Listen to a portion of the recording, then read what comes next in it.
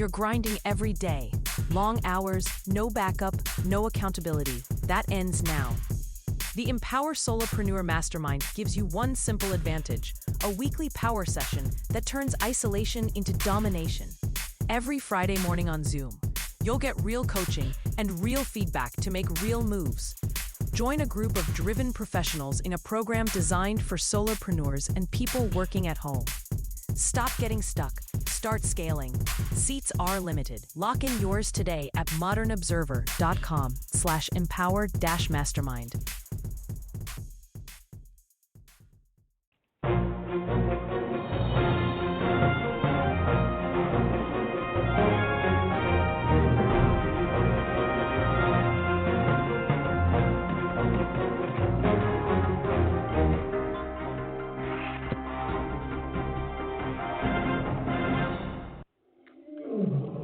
Welcome to another edition of Carnivore Radio. I'm your host, Jeff Sherman, along with Dr. Eric Lopkin. And again, this past weekend, anti-Semitism has reared its ugly head.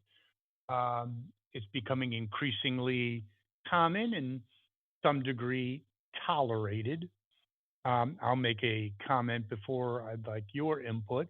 I think part of the reason is the liberal mindset around the globe, and also the Islamification of the West. You go to Western cities that used to be icons of Western tradition, Judeo-Christian tradition, and things like places like Paris, London. You think you're in Istanbul. Very disturbing. Your thoughts? And my question to you is, how the heck did it happen? Well, honestly, it's a natural outgrowth of the DEI movement. It was the woke agenda that, you have to be tolerant. You can't criticize just because they're different. Well, guess what? When somebody comes at you with guns, you call a spade a spade. You don't go, oh, well, the culture's different, so that makes it okay. No, it doesn't. And okay, but I need to ask you a question, Probe. You're right on, agree with you 100%, but it might even be too much of a difficult question. That's all great, but is it just a self-destructive nature or complete naivete? I mean, how does it happen? You're inviting your enemies who want to kill you into your country. France had to cancel their New Year's Eve gala, which is draws millions because of threats from Islamic extremism. It's insane. I mean, you can't even make it up. It's so crazy. It is insane. And in fact, Germany, where they have hundreds, I believe, of Christmas villages, or I'm not sure what they call them, but they're little shopping areas that pop up for Christmas. Very festive. It's a big part of German culture. This year, the security around them, you'd think you were trying to get into Fort Knox, because over the past several years, they have been attacked, not just by guns, but people driving cars into them, and every one of them is a terrorist attack. Well, what do the people put up with this crap, though? I mean, part of it is, forget about the leadership. They're totally to blame. But how about the general populace? Duh, they're sitting around with a thumb up their butt. I mean, where's the outrage? Because one or two times, Dr. Lopkin, any group, okay, got it. But this is consistently happening, and it's happening at an accelerating. They're being emboldened. I'm actually going to defend the general populace, because they have been up in arms. And in our dear European allies, their freedom of speech has been squashed. Destroyed. In London, if you cheer you raise a European flag, a British flag, you can be arrested. If you say something against England, That's fine. That's protected. And we have seen over and Well, over again, particularly in Great Britain, that their own citizens are being downtrodden by the government while the terrorists and the illegal immigrants, because they've got almost as big an immigrant problem as we have here, they're celebrated. again, the motivations are perplexing. Does it go back to the indoctrination and the insane curriculums at higher education? Um, it has to be something related to that. How do these people come up with this ideology? I mean, it's just there's no okay. Certain things are logical, Dr. Lopkin. You might not agree with it. Keynesian economics. I'm not a big fan of it, but yeah, it's not irrational. This is irrational. This is not normal. Yeah, part of it does go back to the education system. You also have to remember that Europe in particular was much more socialist early on. And in fact, people look back at the 60s going, oh, the British invasion, all of the rock stars came to America. It was great. They didn't come to America because they wanted to play in America. They came to America because England wanted to tax their earnings at 90%. That's why the stone sleeve, the whole thing in yes, wood for the exile on Main Street, whatever. But we got to move on. But it is very interesting and disturbing to me. Once great empires, I guess the old adage, they fell. France, England, Germany, falling from within. It may be actually too late. Christopher Hitchens had a monologue 20 years ago before he died, basically saying it may be too late very quickly, and that's 20 years ago. Yeah, I'm not sure if Donald Trump said this himself or if it was someone in the administration. But looking at the past several years, they actually made the comment that 20 years from now, Europe could be completely unrecognizable as what it is now. Oh yeah, I mean, this is not a scientific observation, but I have a friend that's a world traveler. I mean, he goes everywhere. He was like shocked at Paris. He was like, you can't even go into areas. It's like the third world. Like I said, it's like Cairo. Yeah, there are neighborhoods in major European cities. And I mean, we're saying major European cities, but quite frankly, we're seeing this in Michigan here, where they have completely taken over certain areas. You have, in Michigan, it's Little Somalia. Now, we've always had neighborhoods like this. In New York City, you had Little Italy, you had Chinatown. San Francisco has a major Chinatown, but never before has it been an absolute blockade against American culture, or European culture for that matter. These neighborhoods made people feel safe, but they were also welcoming. They wanted to share their culture, and you're not seeing that in these neighborhoods now. You're seeing the opposite, but there's also a perversion of what's going on. You talked about Italian, Russian, Jewish, you name it. They wanted to be American. They were proud of being Italian. Yes, I have a lot of Italian friends, but they're very proud of being American. This is not the case. You want to call a spade a spade. It's not the case. This is not the case now. What you're talking about is a group of immigrants, and it's not just one country. It's coming from numerous places, and it's not just Islamic because it comes from South America as well. But you're seeing that they don't want to move into a new country, adapt to the new country, share their culture as has been traditional for immigrants. They want to create a blockade where their culture is king and they want to take over that area, so that you've seen, certainly, I mean, London is the biggest example, but you've seen it in some places here in America as well as in Germany, where they want to impose Sharia law on an entire portion of the city. Well, guess Yes. what? You can't do that. Yes, you can. In France, you can, certainly can. And I have to push back.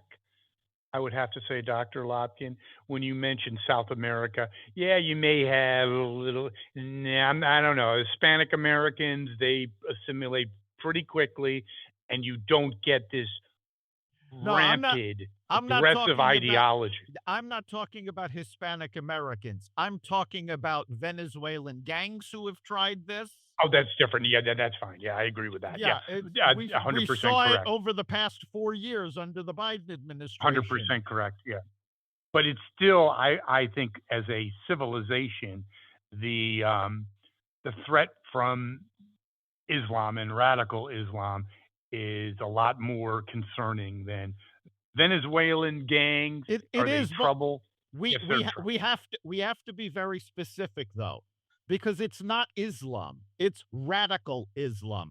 And I will point out that this weekend in the Australian situation at Bondi Beach, the gunman was tackled by an Islamic gentleman who lived in that area and was defending the Jews. So it's not Yeah, Islam that's the problem, it is radical Islam. and I can't agree more.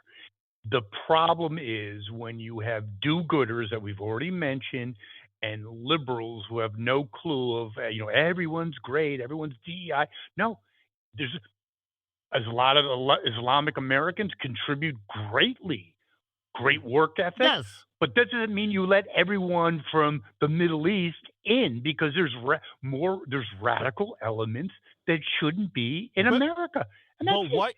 what That's you fine. are describing is exactly the downfall of DEI, because you cannot look at an entire group and say, oh, this group does X. No, you have to look at these people as individuals and That's you my let whole it, point. Yeah, yes, you let in the good ones, that are going to no contribute to question. society. The ones with criminal backgrounds, you send them back. But the liberals do not want to do that. They say, oh, no, no, no, you cannot discriminate against anybody. It's like, no, no, no. You know what? If somebody has ties to a terrorist organization, if somebody has a criminal record as long as my arm, that is not discrimination. Yeah, no, there's 100% in agreement. And I also think it's even deeper than that before we move on. I believe it's also that the liberal intelligentsia, and I use that term loosely, don't really think, don't believe in any way about American exceptionalism. So to them, every culture is the same. Even I bet you it's gotten so perverse that I think they probably feel that there's elements of radical Islam that are just dandy. Well, Because obviously they're oppressed. to be Go ahead. fair, liberal intelligentsia has destroyed the American education system to the point Yes, that they have. maybe there isn't American exceptionalism anymore. And we are talking about a group that is so amazingly stupid. The FBI captured 4 people who were planning terrorist attacks for New Year's Eve in Los Angeles. Among the papers that these terrorists had was Free Palestine, Of course. free Hawaii, and free Puerto Rico. Now, the last I Puerto heard, Ricans don't want to be free. They're getting a great deal. What are you nuts? the last I heard, neither Hawaii nor Puerto Rico was clamoring to leave America. No, you know what? Ed Koch said this, and he was right. And he was talking about AIDS, but his point was well founded. It'll be cause de jour. I can assure you, Uh, Oh, there'll be absolutely. something. It was climate change, and then it was Palestine, and then it will be something, but it will have to be related to the horrible Western ideology.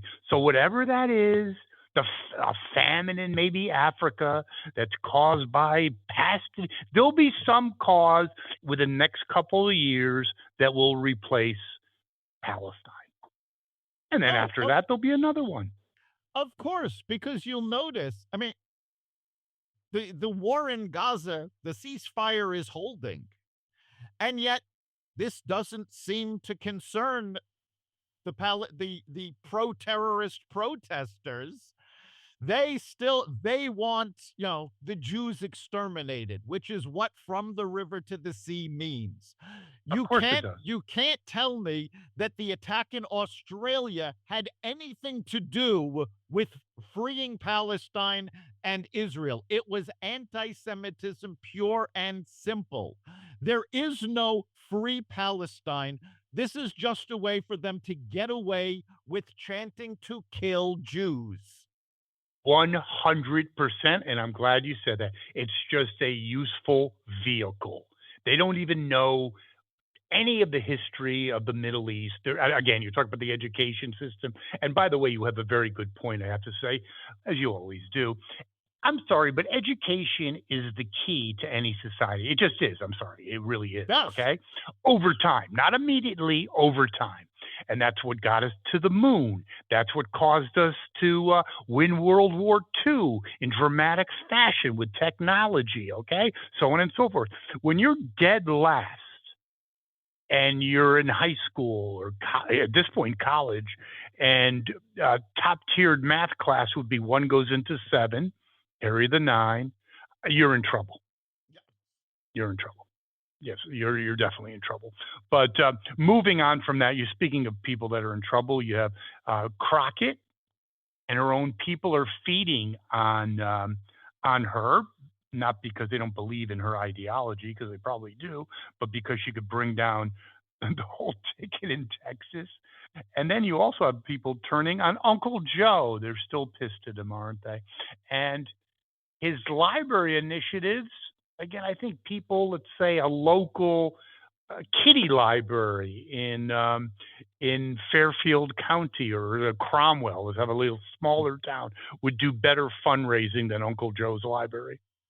A Matchbox library. How do you like that? A Matchbox library for kitties.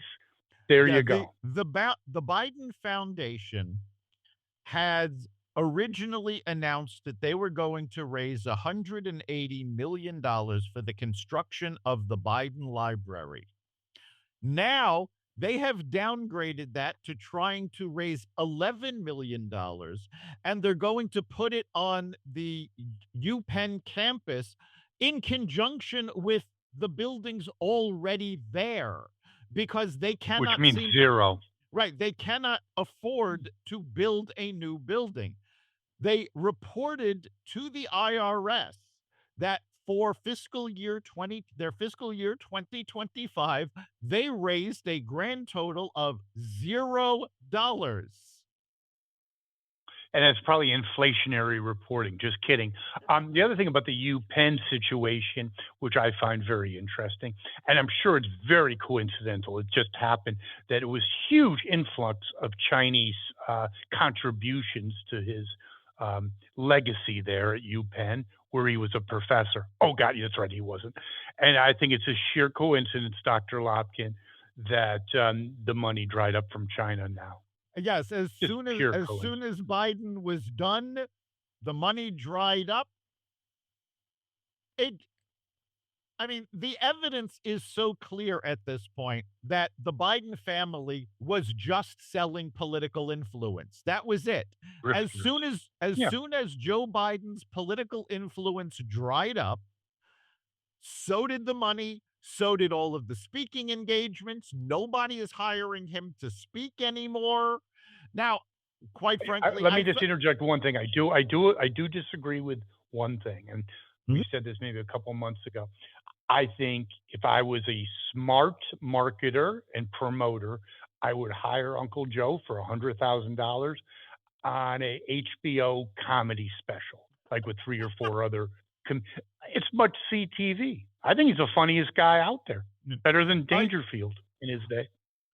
I honestly think it's to Joe's benefit that they're not hiring him to do Oh God, speeches. yeah, At this 100%. Yeah, at be at careful what you wish for. at this point, I firmly believe that forcing him to go out on a book tour, on a speaking engagement, this is elder abuse at this point. He's not And the capable of doing it. and the Democrats have no interest in him appearing anywhere, even at a McDonald's Playhouse grand opening. Not No, going to happen. every time he opens his mouth, the cringe that comes from the Democratic Party is tremendous. They want to And the forget, embarrassment. yeah, they want to forget that Joe Biden was ever president. And in fact, just today, it came out he stuck his nose in things again because he tried to exert executive privilege over the auto pen records. Yep, unbelievable. Well, on a more somber note, we have the Brown University shooting over the weekend. Kind of things that some of my takeaways, and obviously we'll get to yours. I found it very interesting what God, time flies, 3 years ago when he had, I think her name was Maxine Gay, the president of Harvard. We talked about this at that time when she was under congressional scrutiny in a hearing. 1950, you would have some guy in that old kind of like weave blazer smoking a pipe. I'm talking about the president of Harvard. You had some idiot, which she was, completely DEI. She's a moron, saying, "Oh no, well, calling for the extermination of Jews isn't, necessarily against policy unless you act on it." Yeah, I mean, so fast forward 3 years later, you have the head of Brown University, I'm sure making buku money, I'm sure with an amazing pedigree of bullshit, basically showing up to a press conference, not knowing what the students were meeting about, who was there, why they were there, looked like a complete idiot. And then you had the other members of the press conference, the mayor of Providence, who looked like something out of DEI/Gay Pride Journal, and the chief of police that I thought was just a Spanish interpreter, which is fine, unbelievable, dumber than rocks. It's like the Keystone Cops, like on steroids. And then the video, it seems a little suspicious that I don't know if they're trying to cover something up, but we'll see as this unfolds. But very ineffective, just unbelievable. Yeah, it was absolutely amazing. That press conference was ridiculous. I don't expect a university president to know everything that's going on Not the everything. campus as it's going on. But if you're about to go in front of reporters whose job it is to ask you questions, you should be prepared to answer them. Now, I know we just went through 4 years where the president was completely unable to answer any questions. So maybe she was just trying to emulate a hero of hers. I don't know. But we're seeing this lack of competency all over Yes. the place. And it is In high disturbing positions, yes. in very high positions. Now, in the case of Providence, I'm not so sure incompetence is necessarily a bad thing because for decades, the corruption of the Providence government has been legendary. So Legendary. if the current government is just incompetent as opposed to corrupt, all right, you know what? I'll cut them a little slack on that. But Yes, one of the I agree with things that. But go ahead. Sorry. one of the things that came out that most people are not talking about is they finally identified some information about the person who was killed. And it turned out that student was a leader of the college Republicans.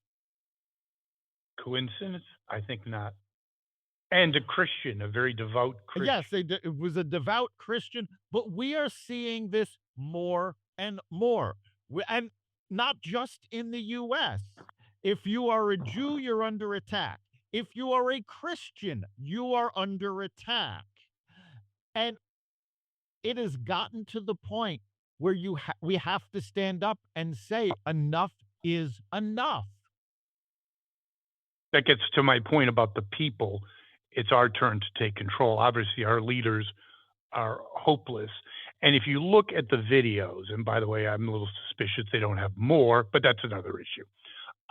This guy's obviously not a student. He's obviously on a task. That's why I believe there is a connection to the poor girl that got killed. This was a planned assassination. And I've heard other things that make all the sense in the world to me. If you're a nutcase, I'm sure he's a nutcase as well, but just you're a nutcase shooter, you go in, you don't even wear a mask because you want the publicity, and you don't even exit. The thing looked very well planned, and he was not a college student, which leads you to believe it was an assassination.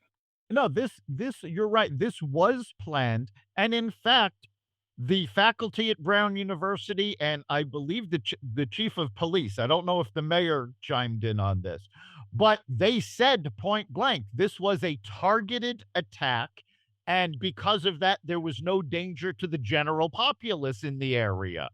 But the fact that it's a targeted attack doesn't make it better.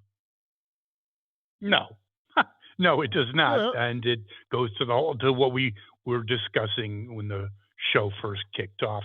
But again, I think this can go two ways, and I'd love your opinion. The DEI factor, the undue tolerance factor, it's either going to destroy us or there's going to be pushback. I mean, when I say pushback, I'm talking major pushback. Do you agree with that or not, Dr. Lopkin? There's only But two choices. yeah, It's binary. it has to go one of the two ways. I'm actually less concerned at this point about DEI in general, because for the most part, we're seeing it die off already. Yeah, true, I yes. I am more concerned about the fact that Democratic leaders in particular, you've heard it from some wackos on the right as well. It's not unique, but it seems to be It's primarily more on the Democrat, Democratic side. that they are actually calling for political violence to be acceptable. And it is never acceptable. You want to disagree with somebody? Great. You want to debate somebody? Even better. You want to pull out a gun and shoot somebody because they don't agree with you? No, you go to jail for that. Yes, and also there's crickets on the Democratic side when it comes to anti-Semitism, and I do agree with Dr. Dershowitz that there's no behind the veil now or behind the curtain.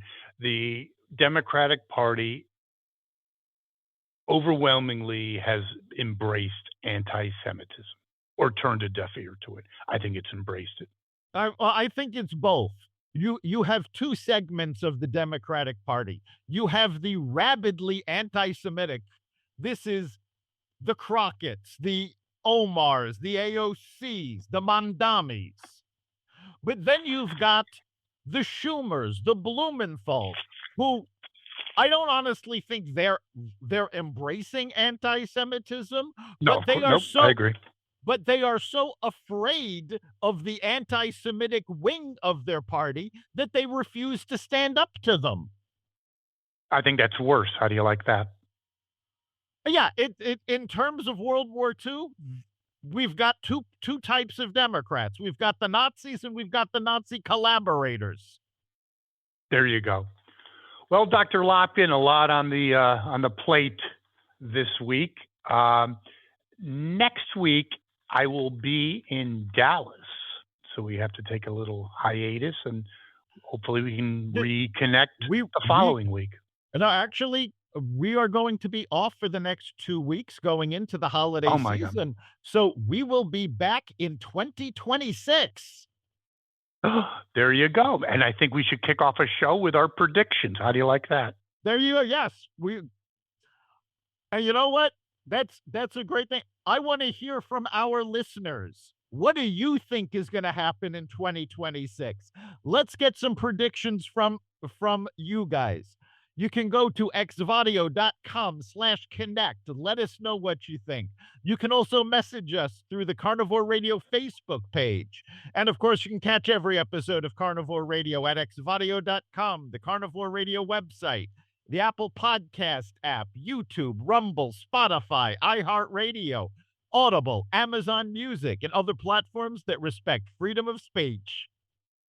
Thank you, Dr. Lopkin. See you next year. We'll see you then.